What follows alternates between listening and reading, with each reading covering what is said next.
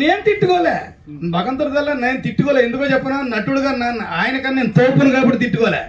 మళ్ళీ క్లియర్ గా చెప్తాను, నటుడుగా ఆయనే అన్నాడు కదా, ఆయన ఇచ్చాడు. ఆయన అడిగి 2 రోజుల వరకు ఆ విషయంలో ఆయన చెప్పాలి, నేను చెప్పుకుంటే పొగిడినట్టు ఉంటుంది. 2 రోజుల వరకుని 4-5 అవర్స్ లో కంప్లీట్ చేసాం. అంటే వర్క్ టపట నటుడుగా నాకు ఇది ఉంది కాబట్టి.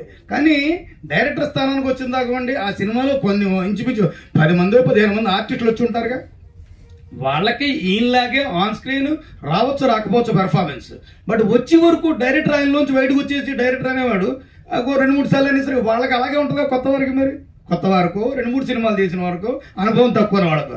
నాకు బాధ లేదు. పైగా గుడ్డ వేయడం నేను బై డిఫాల్ట్ అత్తమాటో చేసే వేయడం తెలియకుండా నాకు పడిపోయింది కాబట్టి ఇంక అందులో చేసి కొలిది బెటర్మెంట్ వెళ్ళిపోతూనే ఉంటుంది. ఆయన కూడా నటుడుగా నా పెర్ఫార్మెన్స్ ని దర్శకుడుగా ఆయన అప్రిషియేట్ చేశారు.